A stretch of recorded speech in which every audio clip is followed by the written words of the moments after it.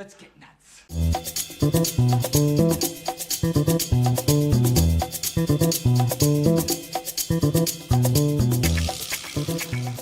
Let's get nuts and let's hope for a full stream tonight, right guys? Jesus, hopefully. We'll see what happens. Past 2 Mondays, between 30 and 40 minutes for some reason, cuts out on YouTube. So let's hope for the best here tonight, guys. But I appreciate you. I appreciate you for sticking around with me. And I'll keep on recording and post the rest just in case it happens. Hit that like, thumbs up. Subscribe to the channel. Do all the things. You want to become a member? Become a member. We had a stream over the weekend where I invited members and people that subscribe to the Patreon. We came on Saturday. We had a little chat. Always fun to do that. Talked a little Comic-Con, Superman, Fantastic Four. So if you want to support the channel, go right ahead. I do a post show on Patreon after every film Junkee live. So yeah, fingers crossed. I updated everything this weekend. I totally just made sure everything's good with the computer. I know I need a new one still. But hey, we'll see what happens. Let's see who's out there. Who's out there? What's happening? We got Cloned Avenger. Remember all those tweets? It wouldn't cross 400 million, let alone 500. Pepperidge Farm remembers. Yeah, I know, right? Also, Gunn seems to still be having the door open for Battinson. Yeah, I don't know about that. Mr. Eric Hardboiled. So, is the Paradise Lost show put on the back burner then while they focus on the Wonder Woman film? I don't know what's going on with that. I'm sure it's still being worked out. I think he's talked about that in one of the interviews, but I don't know. We'll see. We'll see when it comes to that. Hello, Mom. Good to see ya. That's right. We'll be celebrating Mama Film Junkie's birthday this coming weekend. Remember, no vodka stream on Friday. I'll be out of town. We're all going to Laughlin, so just remember that. I'll keep reminding, of course, that there's no vodka stream on Friday. So, Dylan, what's going on, man? Did you see the guy who creeped up on you at the Rebel Moon screening is now stalking? Yeah, gonna do a little, might talk about that just a little bit today. Yeah, so I'll get to it. Yeah, if you guys remember that little story, I'll remind you. Don't worry, I'll remind you. That should be fun. Game City Savior, read James Gunn's book, The Toy Collector. Is that one from way back when? It's got it goes pretty dark when it comes to things. Is that why you want me to read it? Ryan, what's happening? Just in time. Good for Superman. What's going on, Mr. Music Man? We got RJ. What's happening, sir? That picture of Superman smiling is a perfect match to this milestone. Yeah, I thought so. I was like, yeah, I gotta use that. And it was on the official Superman Twitter, so it worked out. It definitely worked out. Samir, what's happening? For the 100th time, the Batman is not part of the fucking DCU. I know, seriously, jeez. Yeah, fingers crossed. What's going on, Yara? Good to see you. Always great to see you. Let's see. But it's not the internet. That's the thing. I think I'm hoping it was the software and it just needed an update. So good to see you, Phil. Got to hang out with Phil over the weekend. We he was down this way, so we got some lunch and we walked over to the local comic book shop and picked up a couple of books. But yeah, great hanging out with you, Phil. And he got back up to his home in Northern California safely. Antonio Baker, what's happening, sir? Who else we got? We got W Games. Man of Steel is a better movie than Superman. What are your thoughts? Man of Steel. Yes, I like Man of Steel more, but I really enjoyed Superman. So overall, like Man of Steel, it's just more. I think it's just a better movie, but entertainment-wise, Superman's pretty up there. It was just from start to finish.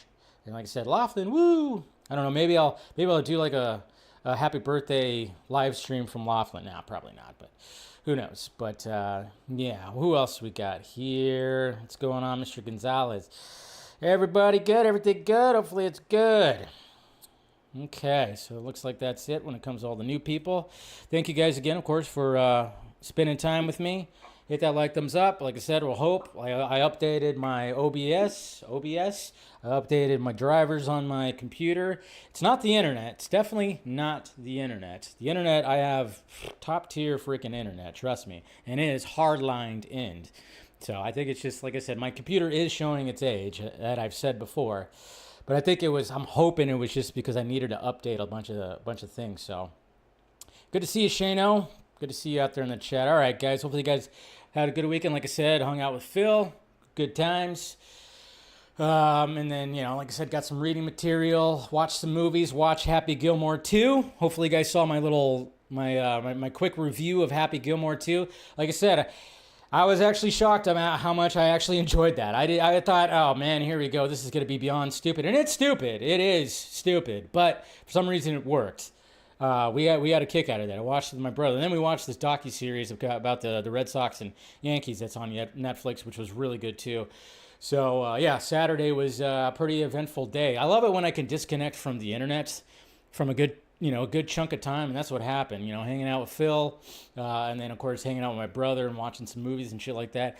You stay off the internet, and you're kind of in reality, so it was nice to do that. And then, of course, Sunday, nephew came over. We had some dinner with him and his girlfriend, so that was fun.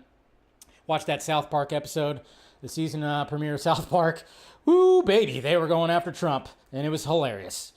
It was hilarious. I haven't really caught up on South Park, but everybody was talking about that, the season premiere of South Park, so I was like, all right, we got to watch that, and sure enough, it didn't let down. It did not let down, so that was awesome. All right, guys, let's go ahead and get started. And let's start off with something. Let's start off with a little nostalgia. Let's start off with a little nostalgia today. I saw this on my feed, and anybody who grew up in 80s, 90s, you remembered this. You remember walking into like a friend's house and seeing this and going, holy shit, you guys must be loaded. This is insane. I mean, it's so crazy how this was just like, when you walked in and saw this in someone's house, it was absolutely amazing. And look at that. Look at that big ass screen TV. That huge thing. Good Lord. I can't even imagine, because we never had something like this, thank God, because I can't even imagine what it was like to try to move something like that. I know these usually had wheels, but if you're trying to get it downstairs or you're trying to get it into a truck, wasn't going to be easy. I used to have a big ass TV. But man, look at that thing. That is one, that's a thick bitch right there. And it had like the projectors in it and everything. It wasn't even a good picture. But it felt like when you watched a movie on one of those TVs, it did feel like you were at the movies, because it had like the lighting and the way that it like projected the screen was kind of like how a projector does at a movie theater. So it kind of felt like that. But it's just crazy. It's just crazy because when we have the TVs now, cheaper, so easy to move, you can literally just grab on a TVs with one hand and just go. It's crazy. So it's good. Good to see you, Rhea. Good to see William also and Versus Seed. Good to see you guys out there. You know what the big hoopla? Oh shit, where is it at? Oh, dropping stuff. No, wait, let's not even talk about that. I think I already joked about that. We don't need to talk about that. And then, of course, we talked about Hulk Hogan dying on the Vodka stream, and then, of course, the other Vodka stream, so we talked about that. And then, hey, and, may he rest in peace and everything. And then let's see, we got this right here. This is pretty cool. Well, yeah, we show this. Shout out to the camera operators out there, because being a camera operator, I always love seeing when it comes to complex shots in a movie. I always like to see how the hell was that made. And man, does it get pretty crazy when it comes to camera operation, whether it's on a crane, whether it's like running, handing off the camera when you're trying to achieve like these certain shots. And then this behind the scenes for Superman got released right here. And of course it is the last scene of the movie. And kudos to this guy getting a workout. So of course they're playing the song, and then this dude's just running around, getting a workout. Gotta be in shape to do this shit, man. And it just keeps going and going and going. I mean, it doesn't stop. This dude is like doing laps, man. This video goes on for 48 seconds. He's got to be freaking tired. I wonder if they were like switching off, and then he just lets it go, and there you go. It's pretty funny. And yeah, that's right. I mean, it's tough business being a camera operator sometimes, I tell you. It really is. And then, of course, Comic-Con was happening, and somebody went above and beyond, because that's what people do at Comic-Con, and this is what everybody wants to see. And I just wonder, how much does this stuff cost? Because, my God, this must have cost a ton to make this costume, and it probably would win Best Costume of San Diego Comic-Con 2025, and that's a Galactus costume. Look at this. I herald. Of course, they have but look at that. Somebody freaking made that. I don't even know how they're doing. I mean, Jesus. I mean, imagine that he's probably his head is probably looking through right here where the neck is, but man, that is insane. Absolutely insane. Consumer of worlds. Good times. Let's see. What else we got? Oh, we got a little Dark Knight. Who? I don't even know who made this. They put their signature on it, and it's like a Y, but, you know, Bat Pics. I follow the Bat Pics on Twitter, and they posted this right here. You know, it's a Dark Knight homage, but it's in the style of Bruce Timm's, of course, Batman the Animated Series, showing Joker and Two-Face in the hospital bed, of course, with the nurse's outfit on and the wig. So that was just kind of cool. I love when people do all that kind of stuff. I don't know who did it. I'd try to give a shout out. Whoever's a Y, it looks like a Y and probably something else. Kudos to you. I would gladly have that on the wall. Gladly have that on the wall. And it's about time, guys. It's about time. I was always wondering, when the hell are they going to make this movie?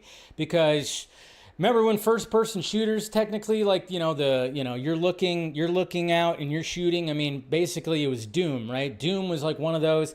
You had like Duke Nukem. You had like some of these games. You had like games on Sega CD. You had games on PC, on your computer. But Doom was like always like the one. But there was one other one. There was one other first-person shooter that also kind of took the world by storm. Maybe it wasn't as popular as Doom. But it's the one I played. I didn't play Doom all that much, but I definitely played Wolfenstein. Live-action Wolfenstein series is in the works at Prime Video. Patrick Somerville, Station 11, will serve as showrunner. So we're getting a Wolfenstein series. Now, I only played the first one. I didn't play all the sequels and everything. I just played that first one on the computer. But I was obsessed with that game. I remember level 2 being scary as all shit. You had the first level where, you're the dude trying to escape, and you're shooting through, and you had all the different levels on the first episode or whatever it was. And then like the second one, you had to like face like these zombie things. It was all scary and everything. Crazy. And then, yes, guys, Vince Gilligan. This is not the only trailer. Who knows what the hell this is? Okay, so we talked about this, and I talked about this last week because they did a teaser poster. But Vince Gilligan, of course, who created Breaking Bad and Better Call Saul and also wrote on X-Files, like a few weeks ago when we had Ernie Altbacker on, we raved about Vince Gilligan, and we talked Breaking Bad, we talked Better Call Saul, we talked X-Files, and I remember, and I even looked it up. I looked it up on IMDb. I'm like, what the hell is this guy doing now? We haven't heard anything, and it said untitled Apple TV series, and then now finally we're getting everything, and here's one teaser for it, and it's just like, you watch this teaser, you just see from the creator of Breaking Bad. And you see this lady licking donuts and putting them back.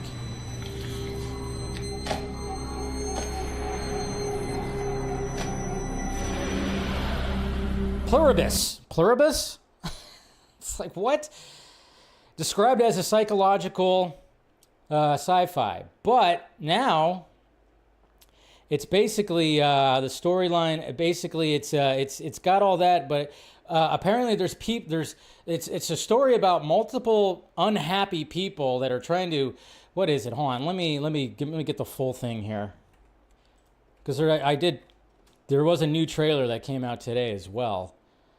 But what is it? Okay, of course I can't find the new trailer because why not? Oh yeah, here's the other trailer right here. So it's described, the series follows the most miserable person, okay, not people, person on Earth who must save the world from happiness. What the hell? I know. Story about Ariana Grande, but here's the other trailer. Hello, Carol. And it's just like, what the hell is going on here? Because it's like, you're just seeing words. Is she receiving that or whatever? And this is what's her name who stars in it. No pressure. And it's like, what the hell's happening? This is going to be such a mind fuck. And then, of course, they flash a telephone number, which I'm sure that's something interesting. But yeah, follows the most miserable person on earth who must save the world from happiness. Only Vince Gilligan, he's about to mind fuck us all. And it's on Apple TV, so you know it's gonna be backed with a good budget. It's gonna be quality. It's gonna be quality. Oh shit, I totally forgot about that too.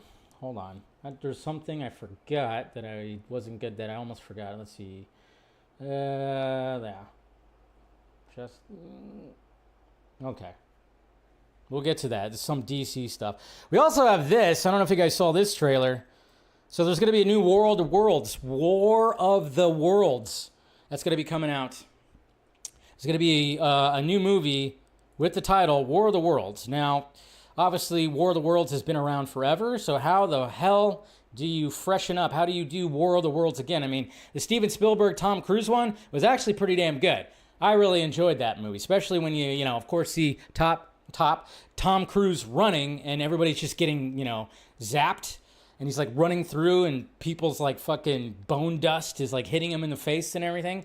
It's a good movie, but now we got a modernized War of the Worlds movie seen all through a computer screen starring Ice Cube.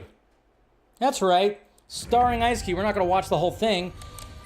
But yes, they're doing the whole thing where he's just like this dude who works on security systems and surveillance. That's classified. Which is kind of funny. And then he gets a package talking about all this and data collecting and blah blah blah. And then all of a sudden, they start showing up. What they're comprised of. The aliens show up, and you're just seeing it. I've never seen anything like this. Seeing it through people's cell phones and everything, and blah blah blah. So I'm like, what the hell? This video is coming in from all over the world. There they are.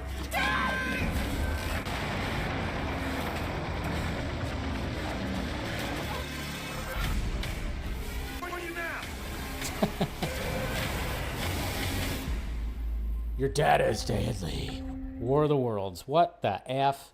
Who saw that coming? I didn't. I'm still going to watch it. It looks B-roll as all shit. I'm still going to watch it. That's right, Ice Cube. Being a super smart surveillance guy. It's kind of hard when he's got that face where he just looks mean all the time. But hey, I'm still going to watch it. I'm still going to watch it. I'll tell you what. Another thing, too. CGI plane flopping. Yeah, I know. It doesn't look, the VFX do not look great. But I'm still going to watch it. Going on for your Jason. Good to see you, buddy. Okay, so this keeps on happening where we get videos of these robots. It's like, we always get the videos of the robots. Okay, so why is it that anytime we get a video about a robot and it starts like crashing out and it starts freaking out, why is it pure nightmare fuel? Okay, and that's the thing that these robot creators, are they realizing this? Check this video out. So so it's dancing and just looking normal and everything, and then it trips, and then it just starts going, oh my God, freaking out, and then they shut it down. I mean, what the hell, man? That is pure nightmare fuel. I mean, Jesus Christ. I'm telling you. Pack your shit, folks. The end is nigh. That's just so freaky, man. That is so freaky. And it was dancing all nice, and then all of a sudden, like, knocked off its hat, and then it tripped, and then it started freaking out. I'm just going, no. Please, God, no. Robert Downey Jr. He's kind of filming a movie right now. I forgot what it's called. If you guys can remind me what movie he's actually filming currently right now. But he decided to tease that current movie. Well, he teased it. He teased it basically, essentially, on Friday or Saturday or something like that. And he basically, posted this right here. Showing the West Coast Avengers and showing Dr. Doom on there. And Indio Downey, change of scenery. And I'm just like, man, you couldn't wait? You couldn't wait a little bit there, Robert Downey Jr.? Huh? You had to post it? Why? Because Fantastic Four came out? Wait, I thought according to the director early on, there's going to be no Dr. Doom reference. I'm not saying there is. But, that's what happened. So if anybody wanted to know who Natasha, also when it comes to Fantastic Four, if anybody wanted to know who Natasha Lyonne's character was, because, you know, she's in it so much, it's a new original character called Rachel Rosman. So that's who that was. You know, the 2 scenes that she was in? Yeah, the 2 very brief scenes that she was in. Now you know the name of the character. That's right, the 2, 2-minute scenes that she was in. Because, you know, that whole little side story, you know, when it came to Ben and her, yeah, I got chopped up, man. We got Darkness Under the Wind, good to see ya. And then freaky shit, folks.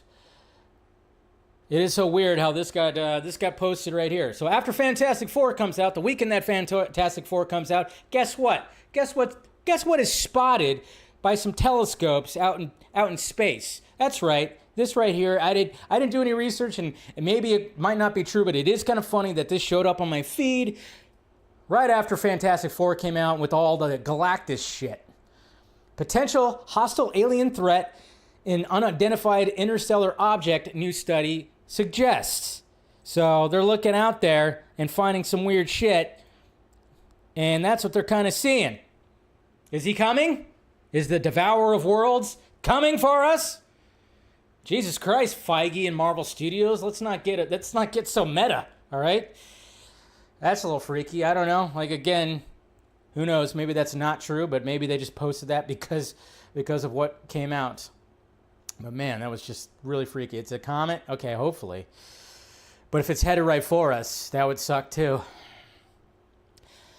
All right, what else we got? We had, of course, a lot of Comic-Con stuff, which we talked about on the Vodka stream.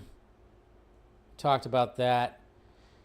And yes, guys, we got a new popcorn bucket. We got a new old popcorn bucket. And I haven't been really collecting popcorn buckets like other people, but I definitely want this popcorn bucket because, well, it's the DeLorean. It's for the Back to the Future 40th anniversary. Yes, I need to find this popcorn bucket because it lights up. It looks sexy as all hell. Please, God, I need to find this one because I do have the Ghostbusters popcorn bucket, but man, got to get this one too. The comment was, it has the Epstein file. Oh, you're crazy. You're crazy. Of course, they showed a Neutron Ares trailer, which I saw in front of Fantastic Four. Or was it a different one? I don't know. We're going to talk about that. Hey, guess what, guys? Guess what? I don't know what it's going to be about. I'm still trying to figure it out. I'm like, what the hell could this movie be about? There's a new Friday the 13th movie officially in the works. What's it going to be about? Is it going to be about a guy with a machete and a hockey mask and just killing kids? Anybody else tired? I mean, I know there's the prequel series that's coming out. So I don't know. Is there anything more to this? I don't know. I just saw that, oh yeah, it's officially in the works. I'm kind of going, okay. But I'm going, prequel series I could see being interesting because they're going to take it a different approach. I'm just wondering, is this movie going to have a different approach? I mean, they have to, right? It can't just be the same shit again. It just can't be the same, dumb kids, go to the camp, get off, and all that, everything. So, hopefully not. Good to see you, Arkham Knight. What's happening, buddy? And yeah, we got all that. More Comic-Con stuff. Hey, William. William got to meet the GOAT. I don't know if William's still out there, but William. You got to meet Jay Oliva over the weekend, so you got a little picture with him. That's pretty sweet.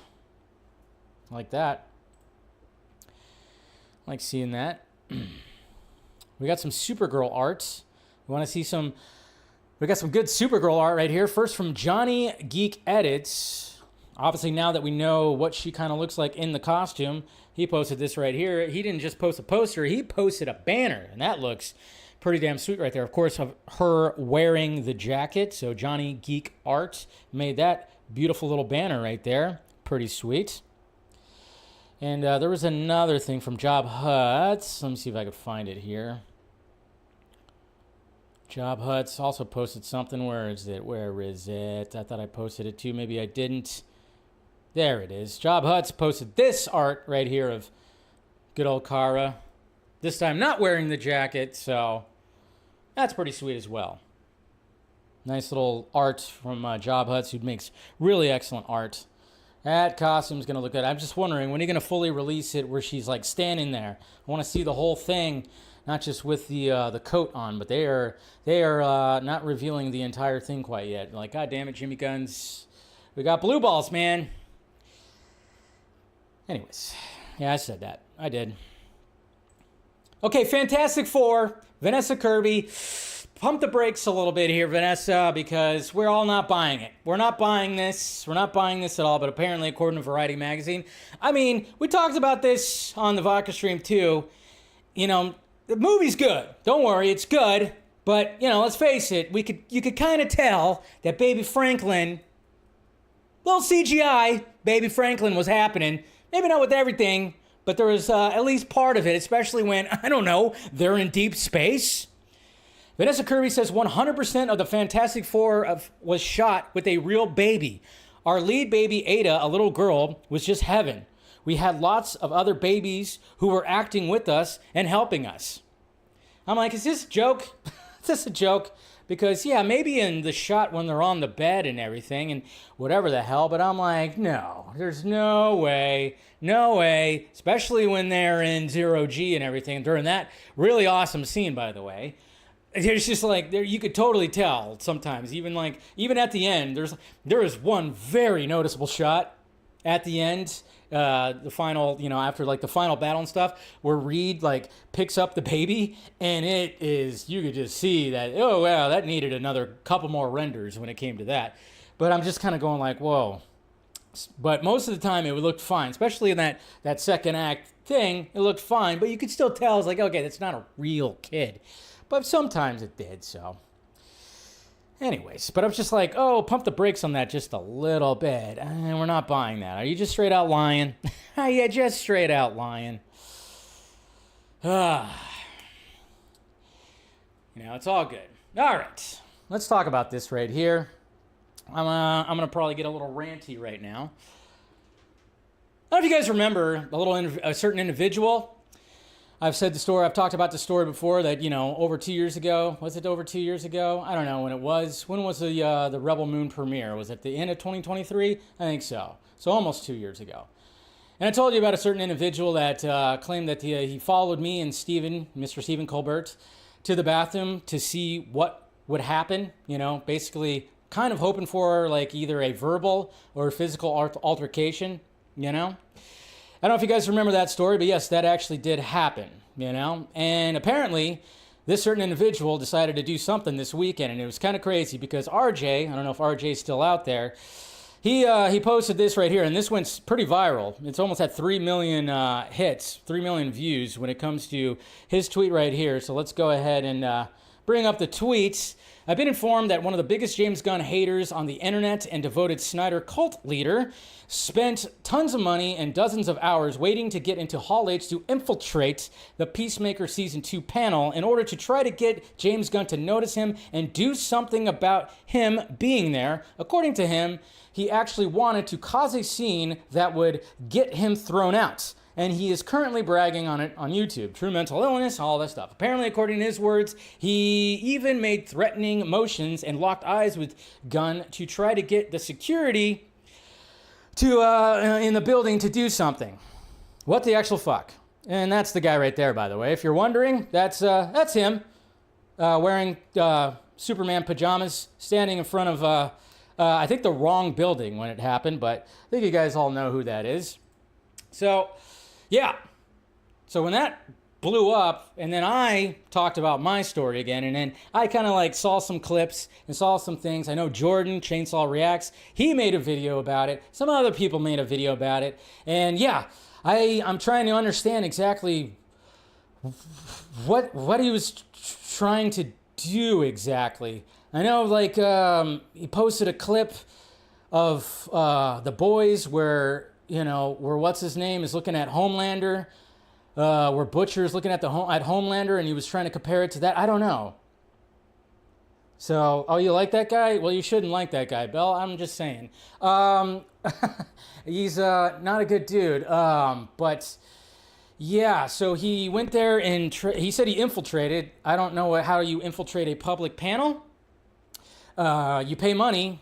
and you wait in line and get into that panel. So I don't know what infiltration was actually happening. But yeah, I don't know what was trying to be achieved there. I don't think he was stupid enough to try to do something, charge the stage or anything like that. But I was just like going, is this where we're at now? Now we're at where we're gonna try to cause a scene to get thrown out, and he didn't succeed with that. But somehow he felt like it was a success. I don't know. And again, if you want to remember the story, he glazed himself up talking about how at the Rebel Moon premiere that he saw me and Stephen Colbert walk off because we were going to go to the bathroom, so he decided to follow us to go into the bathroom to see what would happen. Yeah, that's right, to see what would happen. Now, we got distracted because we saw somebody else and we were having a conversation, and then when we walked in there, he was already in there. And yeah, we were both kind of like, uh-oh, it's him. And so we kind of like took our time because he was taking his time and he was kind of mumbling to himself a little bit. Of course, he explains it differently, like he freaked us out or he thought that we were trying to swarm him or something. That's right, guys. We wanted to go in there and have either a verbal or violent altercation at the Rebel Moon premiere. Yeah, that's what we were hoping for. I brought my mom, for God's sakes. And I was just like, yeah, Mom, come to the premiere. I'm going to go have a verbal or a violent altercation with somebody. Yeah, that's smart. You know how disrespectful that would be? How disrespectful that would be to Zach and everybody? That'd be hugely disrespectful to cause a scene like that. That's not even the first. He's wanted that at other events too. It's like, why would we want to do that at a Zack Snyder event? That is so disrespectful. And now he's doing this, under the guise of Zack Snyder and the Cell movement. He's doing this, and now he's getting a lot of backlash, getting kind of dragged. What are we doing here? I don't know. I don't necessarily have beef with the guy. I've just made fun of the Cell movement because ever since it got brought up to me, I was like, oh, that's stupid, and that's not going to happen. But of course, creates beef. Maybe the beef is because, at the Full Circle event, I know he stared me down at one point at the Full Circle event, but I just ignored it. But he stared me down and smiled, gave like a grin, like he wanted something to happen. But then it was funny because later that evening, I got to sit down with Zack Snyder, so did Steven, and we got to do commentary with him, and then we got to do like a post-show thing with him, and then we walked out back to the theater with the entire group, and we walked right past him and somebody else, and it was just one of those things like, well, yeah, I'm with him. I'm with this guy named Zach. Sorry, buddy. Maybe he got upset about that. I don't know. And then there was another time at the Rebel Moon Part 2 premiere. I didn't know this was going to happen, but Zach was doing a signing, and who I was with and everything, Netflix put us right in the front of line, right in front of him and his friends. And Zach came in, gave him a hug and everything like that. And maybe he got upset with me for that. I don't know. Maybe that's why. I don't know. I really don't know. So it's pretty crazy. It's pretty crazy. But yeah. Like I said, if you like the guy, power to you. I don't understand it. You should hear how some of these guys talk and how they talked about, I know they're talking about Jordan. They talked about RJ. They've threatened to dox RJ. A lot of things. I even saw one of them even said that there should be maybe a boxing match or something like that should happen between them. It should never get to violence, guys. It should never get to violence. What are we doing here? Okay? In the name of what? What exactly? What are we doing? And, I don't think it's stupid enough to do anything like that, but Jesus Christ. It's like, what the hell exactly are we doing here? He did this because he truly believes that James Gunn, who he is trying to take him down for years. It's macho, fake internet. Yeah, I don't know exactly what the hell. It's all about fictional characters and all about weird stuff. Man, it's just crazy. But I'm just saying.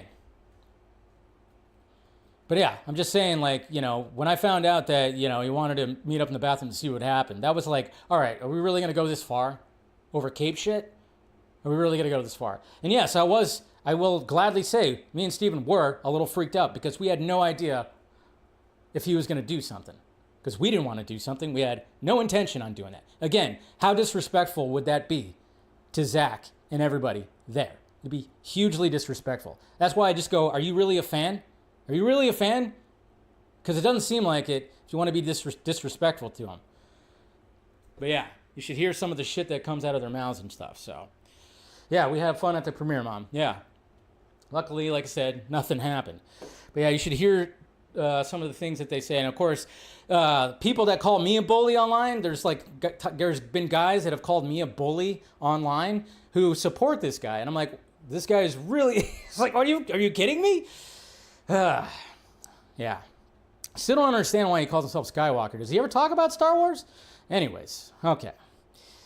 Enough of that. Moving along.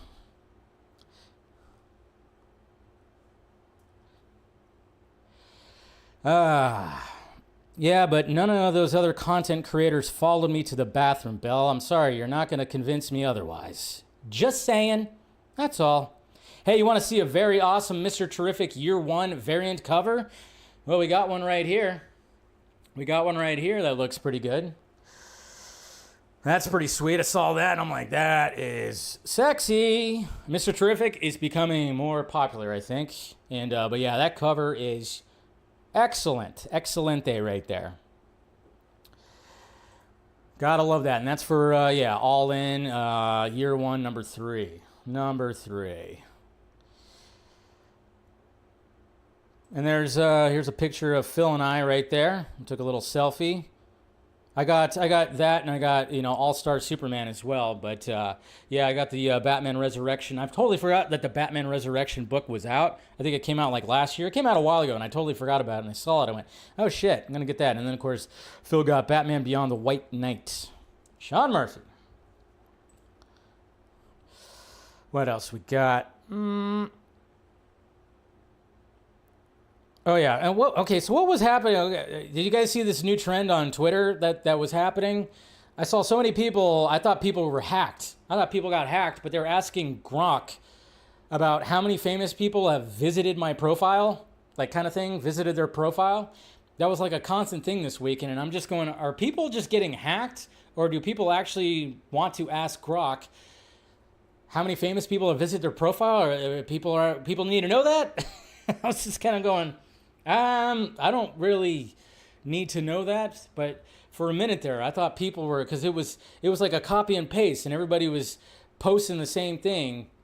I guess they were just copy and pasting. I don't know what was going on when it came to all that, so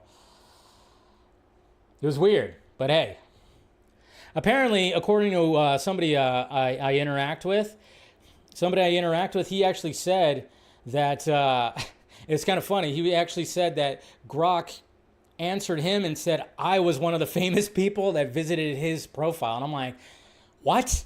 See, that's why I'm like, that doesn't even make sense. I'm like, I'm not even famous, but maybe Grok, hey, if artificial intelligence thinks I'm famous, fine. I'll take it.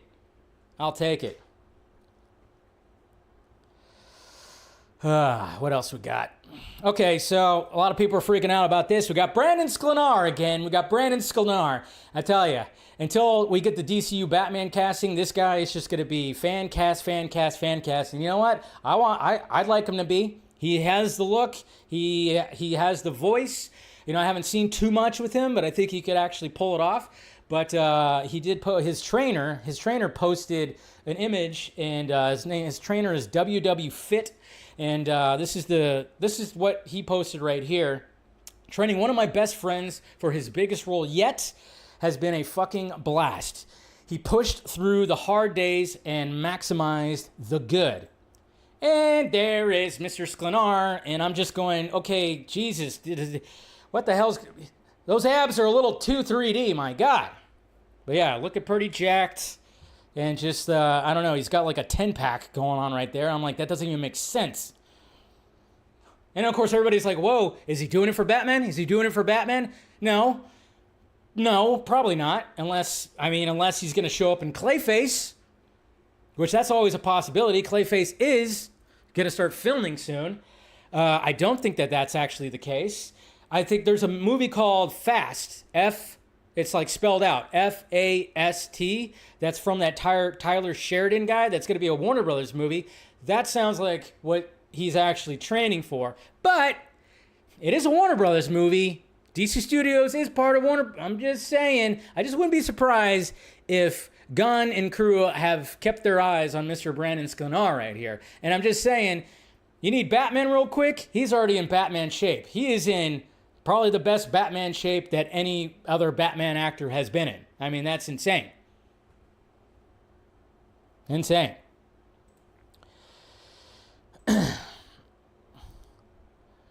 He went to Drake's ab surgeon. Yeah, I saw that Drake image. That was like, it was like, oh, dude, you're not fooling anybody with that. You're not fooling anybody with that. You are definitely not fooling anybody with that. What else we have? Okay, we got some images from Vanity Fair for Guillermo del Toro's Frankenstein, which I'm very much looking forward to. I just want to see it on the big screen. I don't want to see it in Netflix. I really don't. But yeah, we got some images. I forgot that what's her name was also in this. So we got 4 of those right there. We also got Jacob Elordi. Let's see. There was like another one that actually showed Jacob Elordi as Frankenstein's monster, and it looks pretty freaking Maya Goth. That's what her name is. But we have that right there. So you don't see his face fully. You see his eyes, and he's got a hood on. But looking pretty good. I mean, it's Del Toro. It's Del Toro. This movie's going to look gorgeous. This movie's going to be dark. It's going to be gothic. It's going to be great. I just want to see it on the goddamn big screen, Netflix. Can you do a temporarily, like, release it out there? Can we do that, please? Maya Goth, yes. I want that.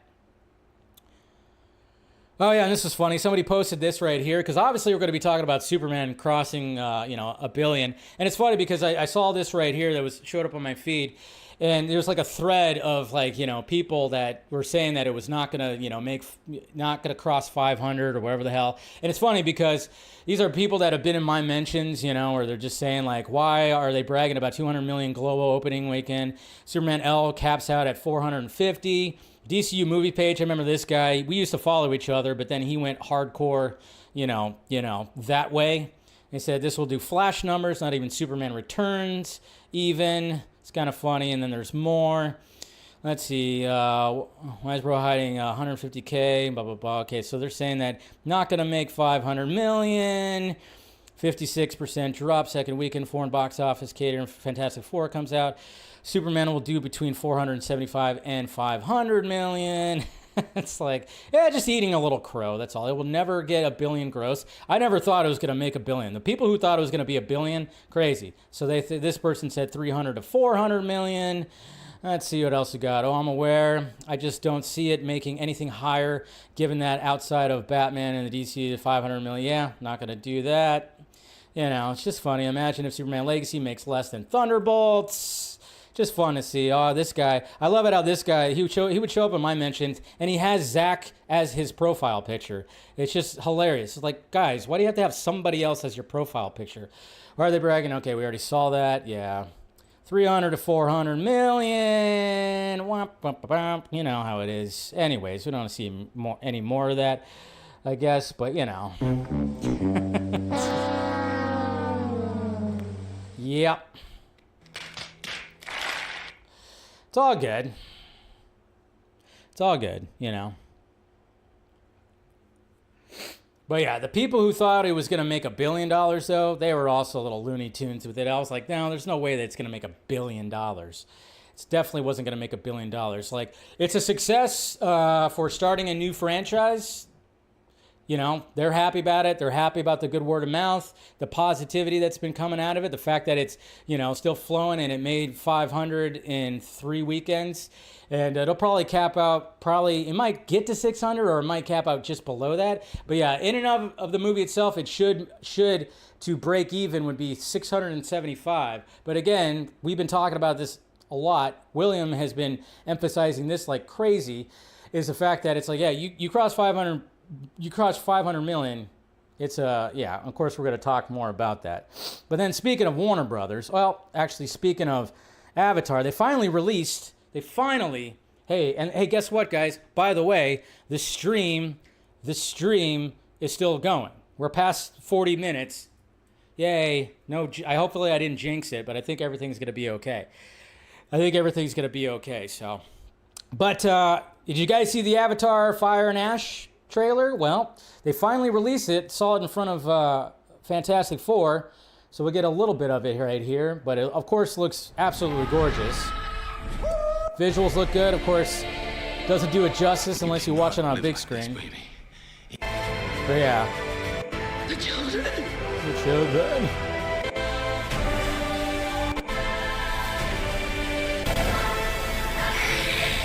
Your goddess has no dominion here. Oh. It's funny because, oops. I forgot to turn those drops off. That was funny. That has nothing to do with the trailer, I swear. That was hilarious, though. That was perfect timing for both of those drops. Yeah, when it comes, it's going to be interesting to see what happens when it comes to Avatar because, you know, the first two did $2 billion. They're two of the biggest movies at the box office. So now that we have a shorter amount of time, now it's going to be interesting to see if people actually flock to it this time.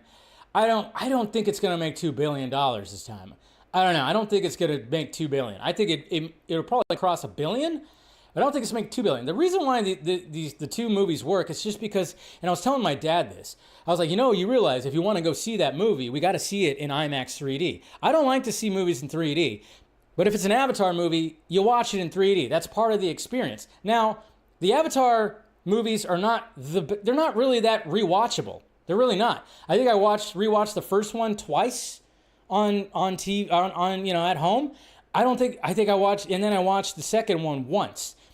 Because you go for the experience of 3D IMAX, and then when you watch it on your regular TV at home, you're kind of just going, well, okay, So they don't really have the rewatch, but it's the experience of the 3D IMAX and the crispness of the visuals is why you go. You go for the experience, but you can't relive that experience when you watch it at home.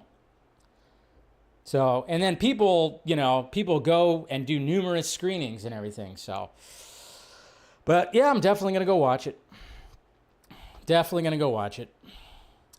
And guess what, guys? Warner Brothers, they're changing names again. That's right. From HBO Max to back to HBO Max. And now they're doing that for their entire fucking name.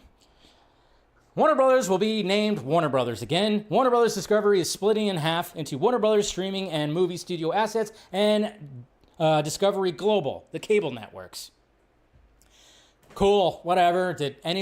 I rarely called it Warner Brothers Discovery. Why tack on the other word? But I think I kind of did, when I talk about it on here. But overall, I was just like, still just said Warner Brothers. So there you go. They're dropping the Discovery. You didn't see that one coming?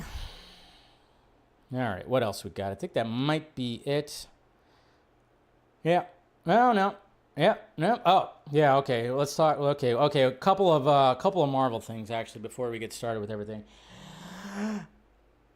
Max Shackman says there's no director's cut for Fantastic Four. That's right. We're all kind of wondering, is there going to be like some kind of director's cut for Fantastic Four? Because, yeah, we know that they made a lot of cuts to the movie. And, a lot of people went, it could have benefited to about 15, 20 more minutes, just like Superman. And then we're kind of wondering, are we going to get a Superman, James Gunn cut? Who knows? But according to Mr. Shackman, it ain't happening. It definitely ain't happening. But look at the quote right here. Read the quote. No, unfortunately, no. There's so much VFX involved, not possible. And you better believe he was like, shit, I would love to give you that. But yeah, obviously there's going to be, visual effects and everything that you have to do to put out that cut. But you could cut it, it's just like, yeah, you got to abide by the Marvel machine. Let's face it. Fantastic Four, luckily it came out as good as it did. Like I said, I still think the first act was a slog. Didn't really like the first act. And, the way that it all got wrapped up, like how they defeated Galactus. I thought it was a little underwhelming, even though the drama of what happened right after that worked for sure. But we got to remember, there was also 4 writers on that thing, It is a Marvel movie, for God's sakes. We're just glad that it turned out as good as it did. I mean, like I said, that second act really held the other ones together. Really did, in my opinion. And then, speaking of writing, Rebecca Romijn, she just said something in a THR article that, well, again, Marvel Studios, what are we doing here? Rebecca Romijn says she's not sure if she has finished filming her scenes for Avengers Doomsday. Not sure. They haven't finished writing the script. Huh? I'm sorry, what is that?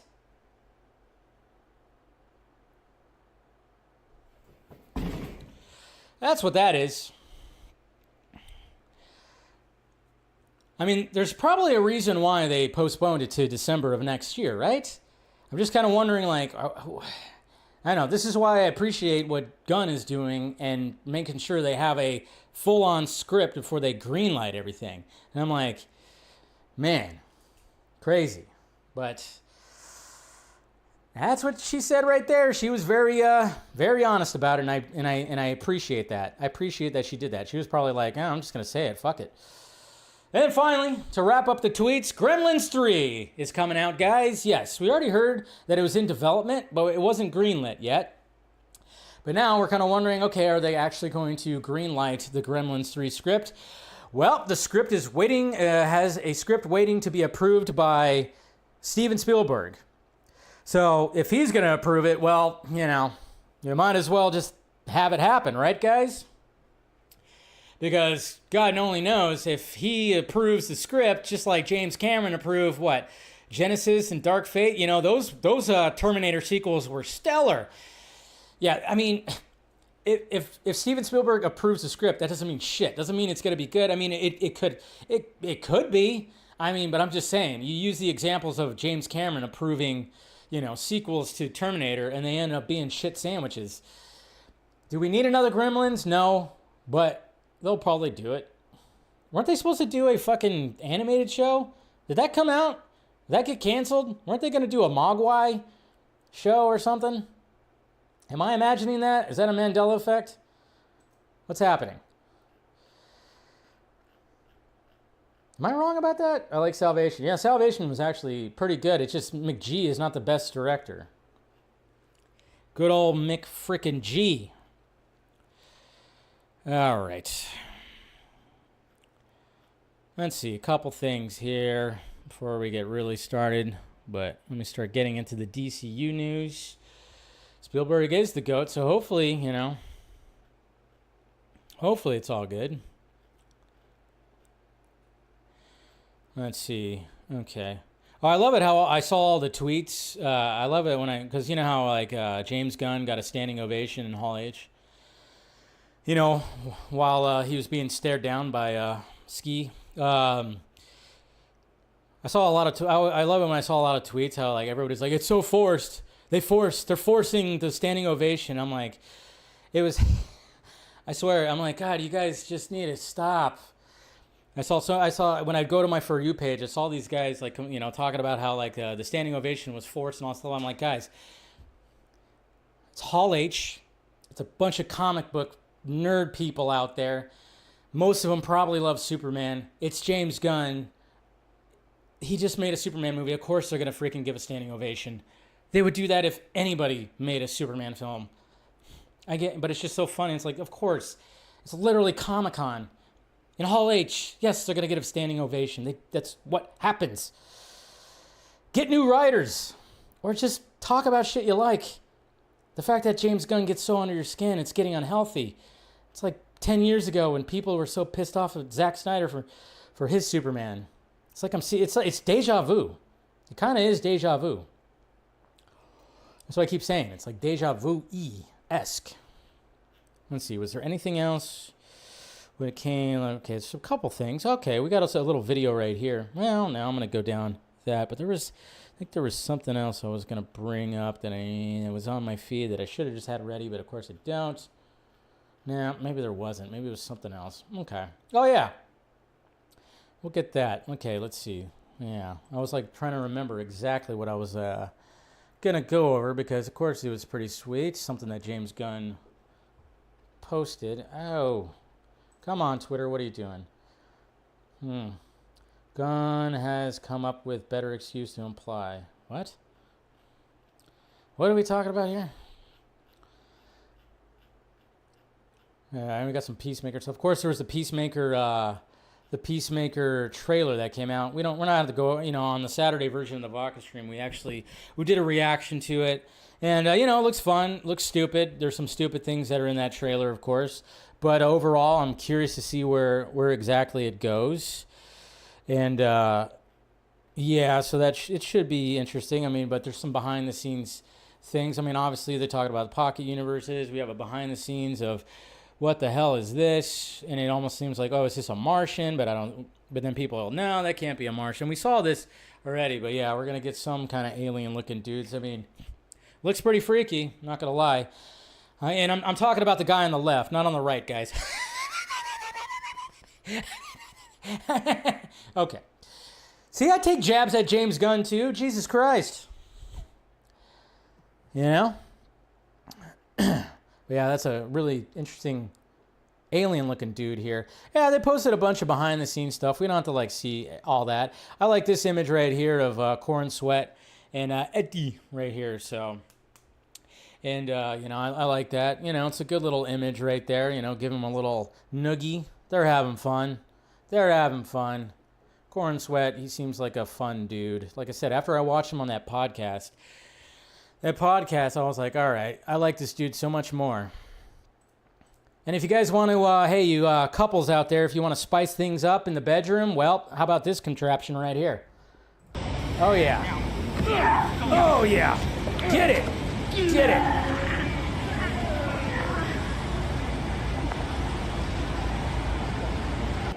Oh, shit. YouTube's going to shut off the stream, man. That was a little explicit. Watch out. Oh, Corn Sweat, you lucky son of a... Anyways, but yeah, that was a behind the scenes of Corn Sweat and Miss Faria doing practicing, getting some wire work in and everything. So that was, it's pretty sweet. Let's see, and George R.R. Martin, he praised Superman. So that's pretty cool. So, of course, the writer of Game of Thrones.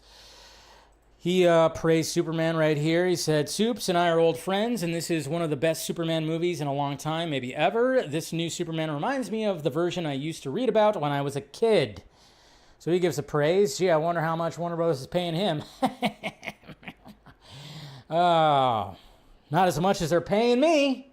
Anyways. Industrial Light and Magic is going to be handling, of course, Supergirl's VFX. So that's cool. And then, of course... There's Comic-Con. There's everybody right there. Jeez, I forgot. Oof. There's the Peacemaker Comic-Con panel right there with everybody. These two good-looking people right here. My God. I forgot what her name is. And, Frank Grillo. Of course, Frank Grillo's on there. Frank Grillo, I like Frank Grillo. I've actually talked to Frank Grillo. If you go back 3 years ago or something, I actually interviewed the guy. Really like the guy, but come on, Frank. Let's relax a little bit here. But, this quote right here that he gave EW is a little bit like, all right, buddy. Frank Grillo was originally hesitant to dance in the opening credits of Peacemaker Season 2. I was really against it because I'm a serious actor, and I was reluctant. And little by little, I became the best dancer out of everyone. Now, I'm wondering, because I'm like, okay, I got to hear his voice. The context, was he joking? Because, Frank, I watched one of your movies 2 weeks ago on Hulu. Wow. It was pretty serious. I don't know about that, but, maybe he was joking around because then, of course, he puts that little thing at the end that he became one of the best dancers right there. But, it was kind of funny. It was like, relax, Frank. But maybe he was joking in but maybe not. I don't know. I just really don't know. Then when it came to Peacemaker. So, the Peacemaker trailer, the biggest thing that a lot of people are talking about, especially when you see it, you just kind of go, holy shit. I mean, there's a shot when they're going through some of these doors of these pocket universes. I mean, obviously there's there's that and everything, but this shot right here, it's like, holy crap. I mean, I can only assume we're only going to see this hellscape world by them just opening a door and then we just see it once and then that's it. But it's just like, holy shit. That is some freaky stuff right there. Spider skull creatures. But then, of course, you see all the skulls down here. And somebody brought it up that, hey, what if this has to do with, Cersei's little, what happened in Creature Commandos when we saw all the dead heroes. Kind of looks like that a little bit. So I'm like going, maybe? Maybe that has something to do with that? Maybe that has something to do with the vision that was shown when it came to Creature Commandos and showing everybody impaled? Are they going to show something like that? Are we going to see some of the heroes hunched over dead on some of that? Or is it just going to be one shot of that and then that's it? Guess we'll find out. We'll find out in a couple weeks. But yeah, I mean, that's nightmare fuel right there. It's pretty sweet, to be honest. Let's see what else we got. Okay, well, fictional, yeah. Mr. Beast gave praise. Mr. Beast also gave praise to... good old Mr. Beast gave praise to Superman. He said, good, James Gunn crushed it after the box office was talked about and everything. So that's sweet. And then, of course, we have TV Insider. I mean, that's a big fucking gun right there. My God. Quit bragging there, John Cena. That is a huge-ass gun. It's that wide-angle lens that freaking James Gunn likes to use, right? The camera adds 10 pounds to your piece. Yeah, that's right. I only shoot from here up. And anyways, I don't even know what the hell I'm talking about anymore. More images of toilet bowl head. But yeah, that's a big fucking gun. He does have a big gun. So more of John Cena right there. It's from TV Insider. And what else we got? Okay, let's talk about now the slate. Okay, so we got the slate. So we got the confirmed slate, and I have it in the thumbnail right here, and you can see it right here listed when it comes to the DCU slate. Lantern, Supergirl, Clayface, Batman Brave and the Bold, Wonder Woman, Sergeant Rock still happening, and then, of course, Elseworlds with the Batman Part 2. Now, as you can see, there's no Authority on there, and there's no Teen Titans. And part of the reason, part of it, too, is where this actually came from, where this confirmation came from was a video. There was a video of James Gunn basically talking about this. They have this little fun video, but this is basically where it's all coming from. And then, of course, when it comes to the Teen Titans thing, there's a thing out there that I'm going to get to as well. James Gunn saying, not articulating correctly as sometimes he does when he fires off on social media. Let's see, this video right here, it's from DC Prime TV. They posted this. So here's the video right here. The audio is not that great, but, you can hear it. So it's a nice little interview. Yeah. Oh, dude, thank you so much. I had one of the greatest times working with David and Rachel and everybody. It was like, really, they were some of the greatest people I've ever worked with. Yeah, dude, it's like taking over the world right now. Like, look at this merch, man. Like, this right here. Pretty cool. Yeah, I like that too. Yeah, absolutely. I'll show you a little bit later. Play the I Don't See John Cena card. So much coming down the pipeline. Oh, we got some really cool stuff happening. We got Supergirl coming out in a year. God. We got Lanterns coming out probably less than a year. Less than a year. Good stuff. That's some really good stuff. We've got Clayface. We're making Clayface right now, and that is God. The script by Mike Flanagan Straight good. horror, right? Like Straight horror. Then we're working on the Brave and the Bold, Wonder Woman. Oh, Elseworlds with the Batman 2. The Batman 2 with Matt Reeves. We're working on that. We're working on Sergeant Rock. Sergeant Rock. We have got the Authority, man. Like the Authority. That's not going for me. That's not. I don't know about. You and I.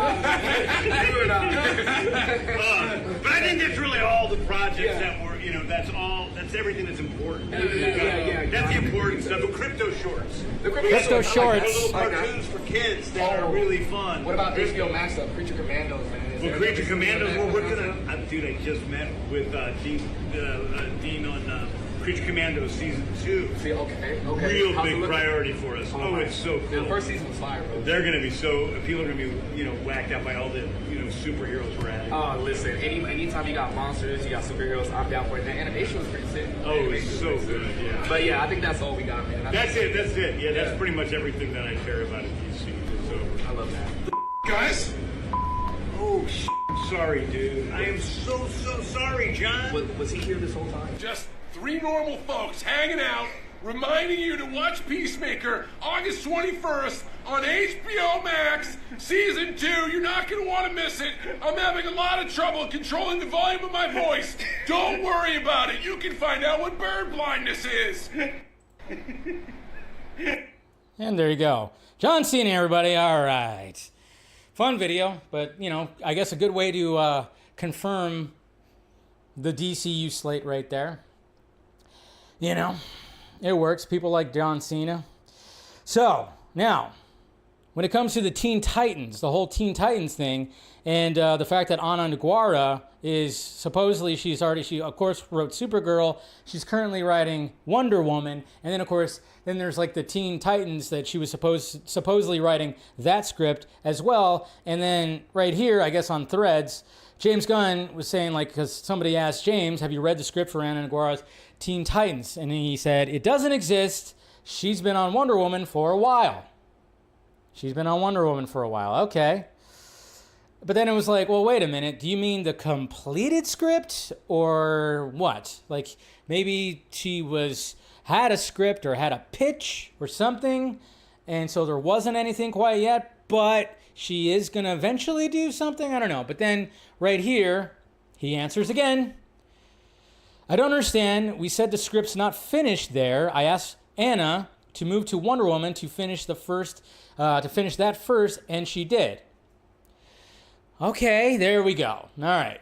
It took a lap or two to get there, but basically I think he clarified that he goes like, yeah, the script's not finished, so I guess she started writing it.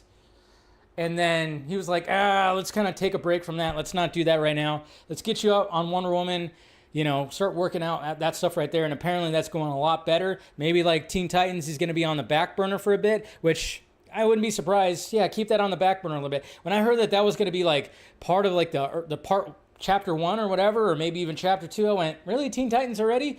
I mean, I still would gladly watch it, of course, but I'm just kind of going, it seemed like it was a little too early for a Teen Titans, and apparently that is the case. So no Teen Titans coming out anytime soon. Wonder Woman definitely going to be coming out way before that. So after she's done with the Wonder Woman script, maybe she'll go back to the Teen Titans script. That's what it's looking like, at least, huh? All right. Now let's talk about that Superman box office. All right. So, obviously, everybody's all eyes on the Superman box office. Obviously, I showed you all the, like that thread of screenshots of people that are just like predicting that it was probably going to do less than Superman Returns, less than Thunderbolts, not crack 400, not crack 500. And, in 3 weeks it did and everything. So let's go ahead and look at the numbers right here. So currently right now, it's at $502.6 million right there. That's right. And domestic still higher than international. Those international numbers are pretty crazy. It's even affecting Fantastic Four, which is funny. But, yeah, it's kind of weird. It seems like internationally things have changed. Gee, what could have changed? I don't know. Oh, but, so 502, like I said, it might cross 600. Who knows? I mean, you just never know. It might not. But again, like I think I was explaining it to somebody. Yeah, the people who thought it was going to make $1 billion or whatever, I was like, you're crazy. There's no way that it's going to make $1 billion. So that was crazy. I think even Robert Meyer Burnett said it probably would. And I was like, dude, you're shooting way too high.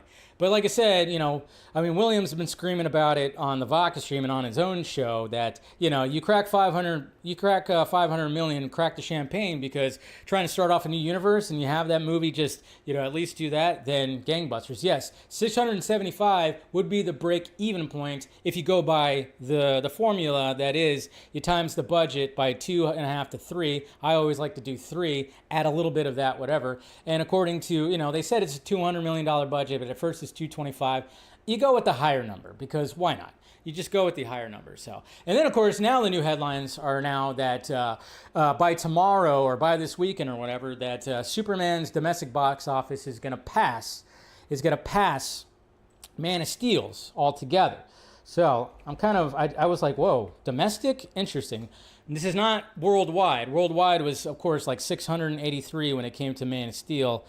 But the domestic for Man of Steel was $291 million. So it looks like it's going to pass that. And then, of course, that's going to cause a whole ruckus right there. But, of course, you have to do the thing.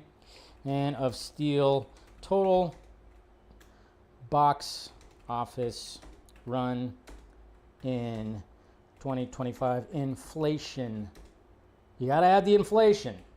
So what would that domestic be now?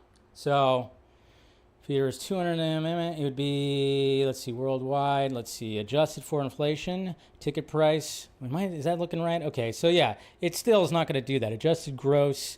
Is that it? No, I don't know if it's okay. I'm typing in Gronk right here. I don't think it gave me the right one. See, inflation adjustment accounts for changes. Blah blah blah. Around, let's see, estimated around, let's see, ticket prices, yeah, about that. So adjusting the box office gross, applying the ticket price inflation factor to the worldwide gross. You see, it's giving me the worldwide gross. God damn it, why are you giving me the worldwide gross? That's not it.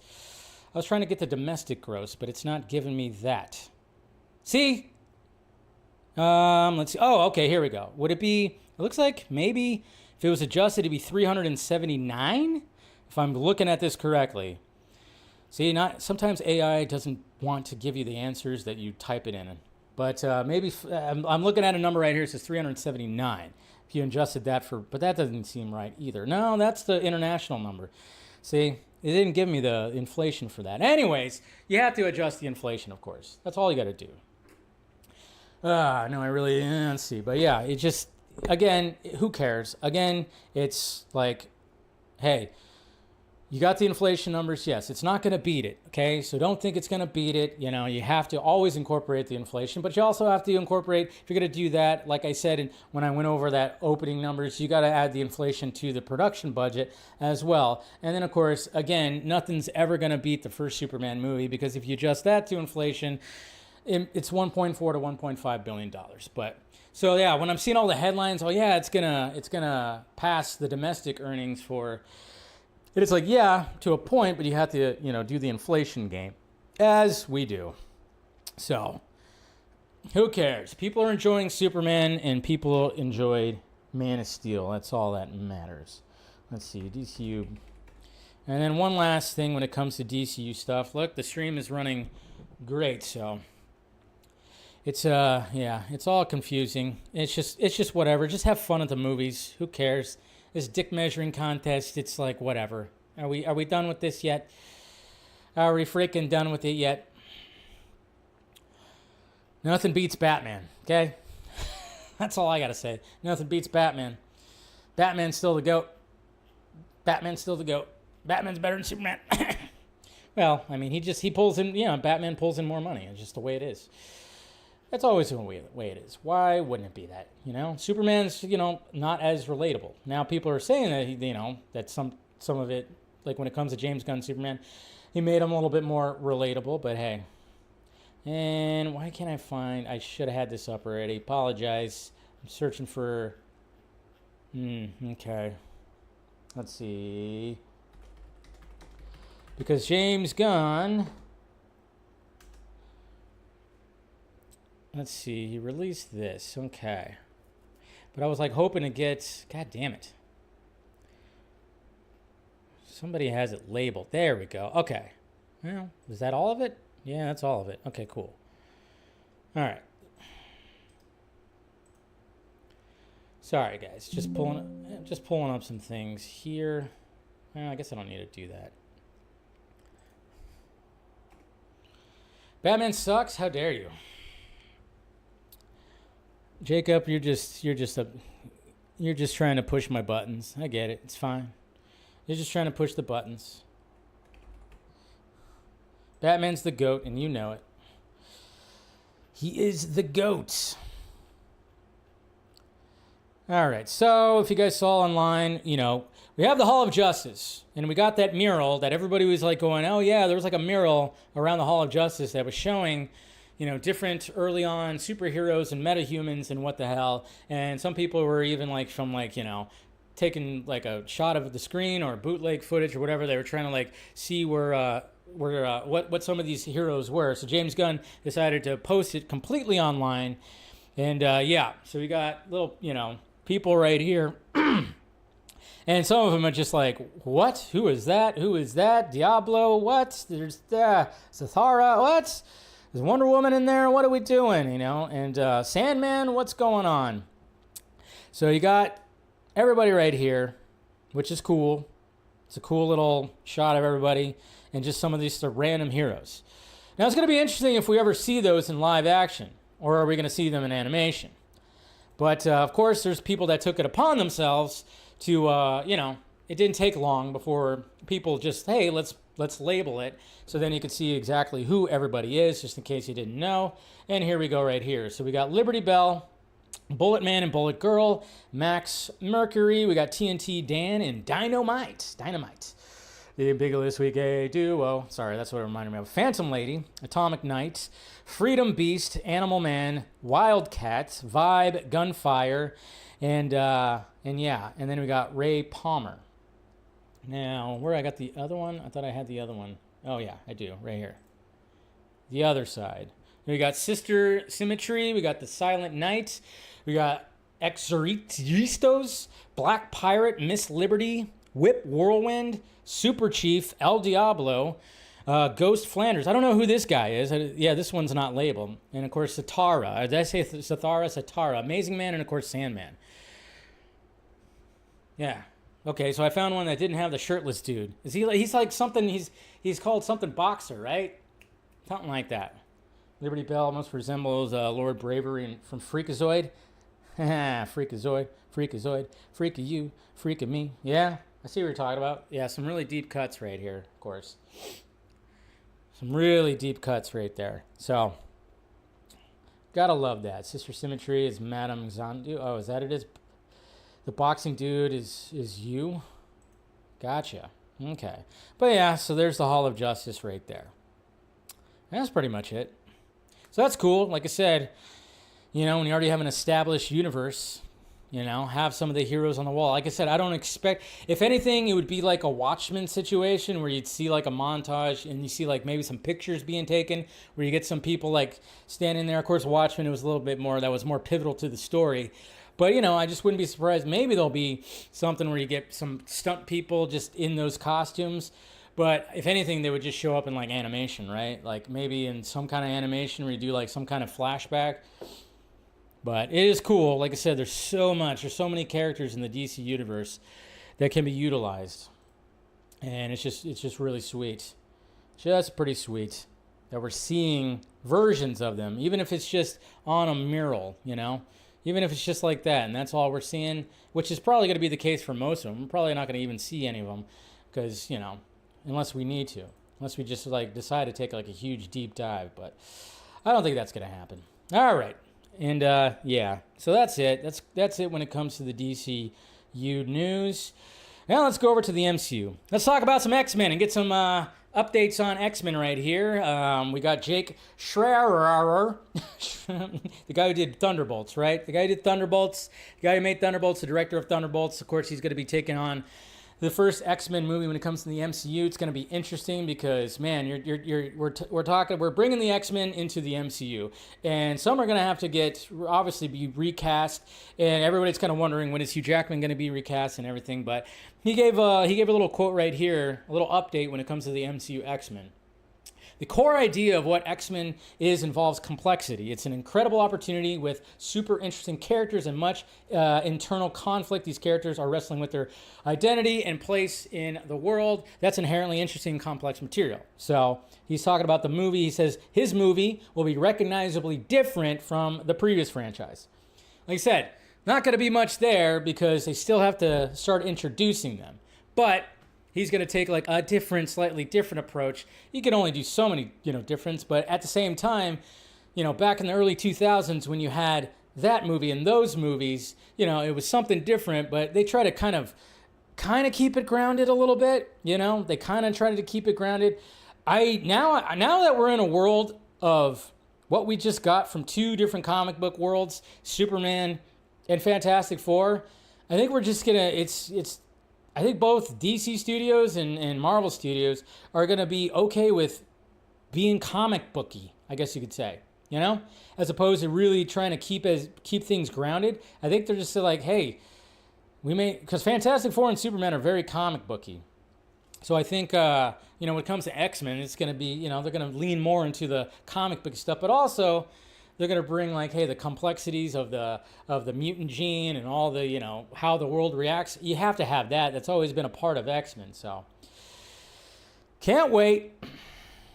Just wonder when the hell is that first X-Man going to be showing up and how that's going to be. All right, let's talk about the rest of the box office. Since we already talked about Superman.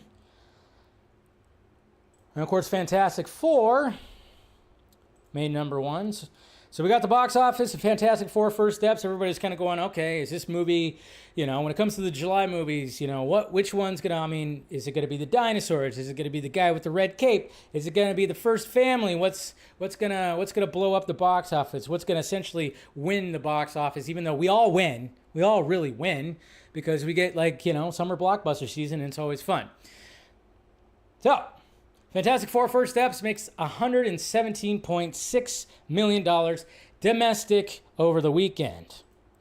Number one spot, of course, and it only made $99 million international. Again, international numbers are weak when it comes to CBMs now. Total of $216.7. So yes, if we're looking at all this, Fantastic Four, when it comes to domestic and everything, it comes in third place opening weekend to Superman and Jurassic World.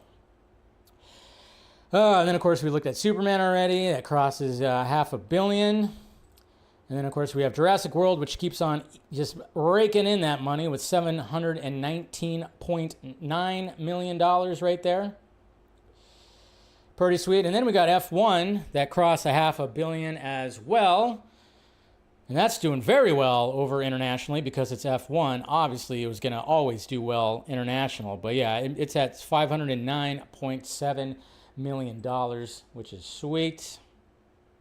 And then, of course, we have Smurfs wrapping up. Smurfs trying to get something. Maybe it'll reach 100 million. You never know. It's at 69.1. And then nobody cares about I Know What You Did Last Summer anymore. That's only going to sit. That's not even going to make $50 million. What are we talking about here? Good Lord. But yeah, it's funny because, of course, there are people out there that were like, Fantastic Four is blowing Superman out of the water. It's like, yeah, it made less domestic. What are we doing? It was a good movie. Did you have fun? When I see that stuff, I'm like, Jesus Christ, guys. It's not, it's not really a competition. Just go watch them, have fun with them. But again, like I said on the vodka stream, when I seen people glaze up Fantastic Four just to shit on Superman, it's like, I can't take your Fantastic Four review seriously. I can't take it seriously because I think you're just glazing it up because you want it to be, because it's this. And I'm like, and like I said, just a lot of snobbiness on the timeline from people. And I'm like, good Lord. But Jurassic World is by far the winner. I thought maybe people were going to be sick of dinosaurs. Totally wrong. Seems like people are more sick of superheroes. That's what's crazy. It's like, okay, but at the same time, Fantastic Four is still going to be doing well. It'll still cross 500 million as well. It's going to be interesting to see where it lands, just like where Superman lands. So, yeah. It's just, looking at that box office. And now, we don't really, Naked Gun probably will do fairly well. That's what's going to be interesting this week is how good Naked Gun does. Are people just going to be clamoring for that parody, the parody genre to come back? And that movie might do gangbusters. You never know. And blow everything else out of the water. But, we'll see. But yeah, Fantastic Four, yeah, it's just kind of interesting where it's like, oh yeah, when it came to Thursday previews, it has the best numbers. It got the best numbers for Thursday. I think I saw someone too that claims that, they claim that Superman's a flop. Somebody who really hates Superman and James Gunn. I think I saw a tweet of his where he said that, he's obviously saying that Superman's a complete flop, but then was totally cheering on F1 for crossing $500 million. It's like, F1 cost more than Superman.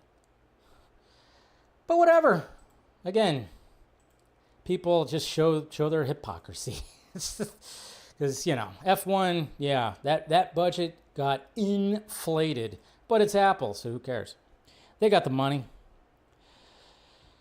But I wouldn't say that F1's not a success. I think still, you make $500 million, it's pretty successful. But I'm just saying, if you're going to compare it to the budget, which apparently was reported to be like over the $300 million mark, yeah. Anyways, that's besides the point. Box office. All right. So, Crazy did not think this was going to happen, but Coyote versus Acme got its own fucking panel at Comic-Con on Saturday. I had no idea. Totally was like, oh, wow. This movie almost got completely canceled. David Zazzy Pants came in and just was like, nope, cut it, shelve it, tax. And, you know, people rallied online. This is another successful a successful fan campaign rally. This is how you do it. This is how you do it right. And there's no toxicity. There's no nothing. There's no craziness when it comes to this one, which is good. You know, I mean, we were successful with the Snyder Cut movement, and yeah, things got rowdy over there. And now, of course, where things have gotten, well, you know, just go back to the beginning of the stream when I talked about, you know, the dude staring down James Gunn at Hall H. So yeah. That's where that's gotten. But when it came to Coyote versus Acme, people just, nobody was fighting. Nobody was doing anything. There was a guy that dressed up as Wile E. Coyote, and he picketed right in front of Warner Brothers and everything. Of course, yeah, it's a little bit different. The movie costs less, and it's a whole different kind of genre and franchise, but it's just crazy that it actually is coming out, and they had a panel for it. But it also is crazy that it's not coming out for a year and a month. Jesus Christ, 13 months. But there's the first official poster right there that they released at Comic-Con, the teaser poster. But I'm like, Jesus Christ, they're holding on to this thing for over a year? Wow. But whatever, I mean, at least it's coming out. At least it is coming out. And then it was funny, too, because one of the directors, he was like, you know, this doesn't happen. And this only happens to Zack Snyder. He actually dropped Zack Snyder's name, making a Snyder Cut joke. So, you know, pretty cool. And then, of course, John Cena choking out Tweety Bird. How mean does that look? Jesus, John Cena. Not getting on people's good graces if you're going to be choking out Tweety. But yeah, and then of course there were some more stills that came out. There's Wiley right there. Looks like something bad's gonna happen. And then of course there's Will Forte. Is that what's her name? I can't remember her name. That's not what's her name, no. And then there's I said now boy, now Foghorn Leghorn boy. So there he is. But yeah, it's going to be funny, though, when this movie ends up flopping. I'm going to go see it. I'm going to be there next year, but I'm just going, man, I hope that everybody who fought for it goes and, you know, watches the movie in the movie theater and supports it. But, yeah, you never know. And then, of course, some footage. They showed a trailer. And, of course, it got leaked online. I'm not going to show it, but it's being pulled online and stuff like that. I didn't really watch it. I don't like to watch the bootleg stuff, really. But according to what I was seeing from a lot of people was people were really, really liking it, really liking what they've seen. So you know, it's just good to see that. Like I said, a successful fan campaign. Didn't get as crazy, but the demand was out there. People showed, fans came out and supported it. I talked about it a lot. I pushed the hashtag somewhat too. And, you know, it's just good to see that. Just good to see that. That the fan campaigns online still can work, okay? They just got to be logical. That's all. They got to be logical. All right. Let's go to some questions now. All right. What do we got here? Let me look underneath... Let me look underneath this shiza right here.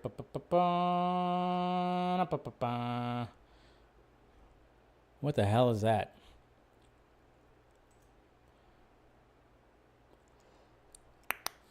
Well, let's see. Now. Okay. Anyways. I'm just looking at someone's, I don't know, some weirdo.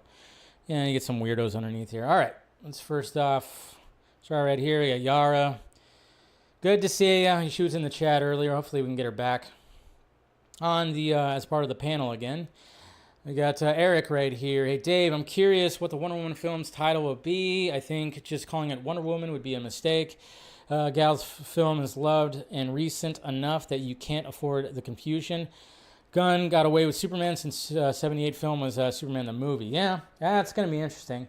But, I mean, it's kind of hard to be like, well, I mean, I guess you can have like a little subtitle with it because, you know, Batman's supposed to be called Batman Brave and the Bold. And it's like, you know, I could see that really still happening. David Perez at Movie Talk Now. Question, is Lanterns or Supergirl's success more important for the future of the DCU in your opinion? I mean, in a way, yeah, I guess so, because, you know, as the movies go along and as the series go along, it's like, yeah, I mean, Superman was supposed to be like the base, the foundation, and, you know, they see the hype.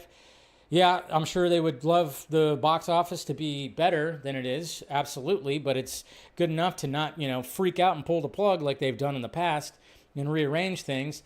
But I think Supergirl has a potential to be even more successful. I'm pretty sure the budget is lower, and if it just gets another good word, you know, and we get some good word of mouth at that, where we see like this, you know, potty-mouthed, violent Supergirl in space with Mr. Lobo, Jason Laboa, and yeah, I don't know. Could be, but I have a feeling that Lanterns is going to surprise people. I have a feeling that Lanterns is going to be a pretty hit show. Seems like a lot of people are, even like people that are not excited, weren't excited for Superman or even Supergirl, you're excited for Lanterns. Bert, hey Dave, don't answer if you don't want to, but will Zach ever condemn or talk about certain behaviors online are questionable? No. I don't think he will. I was talking about this with somebody. You know, when I see people like, you know, tag James or Zach, it's like Zach doesn't need I mean, unless something happens, sure, but, you know, I don't think these guys are that stupid for something to happen. You know, like I said, you know, something could have happened, you know, that involved me, which is insane. And I would hope that it would never get to a point of anything like that. But, you know, yeah, I mean, you never know. Sometimes you just never know what people are capable of. But I would hope that it would never get to that point. But I don't think it's a responsibility, just like it's never been the responsibility of like a George Lucas or you know, anybody who like direct these movies, who are, you know, have fandoms. I don't think it's ever, you know, unless something, you know, bad happens. But I don't think it's going to get that far. I just really don't. But I just don't think that they're ever going to like mention it, you know, directly. But, you know, we'll see though. I mean, if anybody's going to say anything, it's going to be James Gunn. It wouldn't be Zach. I think Zach's way too busy. He doesn't really know a lot of this stuff. Jacob, yo Dave, I saw 4 movies in the 4 days, fitting for F4 week, right? Nice. Oh, hi. For me, standout. For me was a standout, but I liked every movie. House on Eden, only the crew of like 10 people on the film, and for me, F4 established background and did character development better than Superman. Oh, hi. I heard Oh, hi was good. I haven't really heard anything about these other movies though, so that's cool, man. Glad you enjoyed yourself. Darkness Under the Wind. Dave, question 1. Since we still haven't gotten the rest of the first chapter of the DCU revealed, safe to say we're not going to see the rest until SDCC next year? Probably. I wouldn't be surprised. I mean, I know he said in other interviews that he plans, there's like a timeline plan for when things are going to get revealed. So I wouldn't be surprised if we see some things before that. But I have a feeling that DC Studios is going to have a bigger panel next year. They should. Darkness on the Wind. Question 2. Do you think after how Galactus was defeated in Fantastic Four, that perfectly opens the door for him to be the first big bad of the MCU reboot? I mean, he could be. I just wouldn't be surprised if he shows back up in Doomsday or Secret Wars. Devin Wooter. Hi, Dave. Last Monday, me and my friends watched Superman. It was so awesome. Do you have a favorite scene? I'm trying to think of like what could be my favorite scene. I mean, I think I kind of just liked it when he was just going crazy on the Raptors, to be honest. But I guess you could say my favorite scene is the Lois and Clark interview scene. I'm a sucker for dialogue scenes in these movies. Do you have a favorite scene from the movie? That's What's the next Superman sequel? Finest or Supergirl crossover? Probably more. It probably would rather be a Supergirl crossover than... He's already poo-pooed the whole World's Finest thing. Do you think Marvel are annoyed that DC is a threat to take them down? No. I don't think there's anything like that. I think everything's cordial between Gunn and Feige. They're friends. They talk to each other. So yeah, I think it's all going to be okay. Joshua G, hey Dave, I have a theory about Avatar 3. What if this scene is a cliffhanger ending where you don't find out what happens to Jake till Avatar 4, which isn't till December of 2029? You could be right, and it looks like he's being taken back to Earth. Maybe they captured him and he's going to be taken back to Earth, because we all know that it's eventually going to go back to Earth, right? One of the sequels is going to go back to Earth. It's going to be interesting. And then Jamon Watson said, hey, have you noticed that movie Weapons have a Stephen King vibe to it? Yeah, I cannot wait for Weapons. That's going to be a good one. That's definitely going to be a good one right there. But yeah, when it comes to Marvel Studios and DC Studios, we're at a point now that it's not even really a competition anymore. I mean, there's always going to be competition with studios, sure. But I think nowadays, now that, we're in 2025, it seems like there's more support than there would be more support than anything. Back when it was all starting, 10 years ago, 15 years ago, competition was there for sure. But now it's like, hey, we need you to be successful so then we could be successful. We need the genre to be successful. Because yes, there is fatigue. No matter how else you want to put it, there is fatigue. But I do like the fact that both Feige and Gunn have acknowledged that, hey, it's like, sometimes it's just it's the quality of the story. You just want to have good stories. And, Feige's still trying to find that footing. I mean, he even talked about how Cap 4, Brave New World, why it failed. He just was like, yeah, because it wasn't Steve Rogers. He just flat out said, it's because it wasn't Steve Rogers. That was Captain America. And, and it was just like, hey, now we got that. And you had to do homework on where he came from and who some of these people are. Thunderbolts, kind of same thing. You needed to do homework with TV shows and whatever the heck. The good thing about Fantastic Four was he had to do no homework at all. That was emphasized. No homework. You could just go in there, not even seeing a Marvel Studios movie, and perfectly enjoy it, not be lost. But yeah, and like I said, going back to the whole thing, when it comes to crazy fandoms and people in the crazy fandoms, yeah, hopefully it doesn't, nothing, and I don't think it's going to do that. I really don't, even though, like I said, there's a lot of people talk a big game online and everything, and it's just like, come on, guys, it's just cape shit, it's just movies, not a big deal. It's not a big deal, but, hopefully it never gets to a point where these guys would have to actually come out and say something. I don't think it's their responsibility. I think it's the responsibility of, hey, just be decent people. Enjoy what you like. Enjoy what you do. Enjoy what you like. Have fun with the movies. Do all that. Let's have a good time. Let's not get super toxic. Let's just get a little toxic. You can get a little toxic, but super toxic, that's just not the way to go. You're taking all the piss out of the movies. You're taking all the fun. Stop taking all the fun out of movies. Movies are supposed to be fun to go to, goddammit. Anyways, all right, guys. That's the show. Thank you guys for spending time with me. Thank you to my Streamlabs, my OBS, for not cutting off the YouTube stream today. Love that. Hit that like, thumbs up. Do all that. Become a member if you want to support the channel. Like I said, we do a members-only stream after, and I'm still going to be doing Film Junkee Not So Lives, so I'll be premiering the show pre-recorded, and I'll be in the chat and everything. No vodka stream this week. And I'll also be probably doing the same thing for DC Fanimated. DC Fanimated is also going to be pre-recorded, so because Scott's schedule got a little crazy, so look forward to that. Still going to be doing that streaming, but yeah, no vodka stream this Friday. So anyways, guys, love ya. Do all the things. Have fun. Have fun at the movies. That's all that matters. All right, guys. Talk to you later.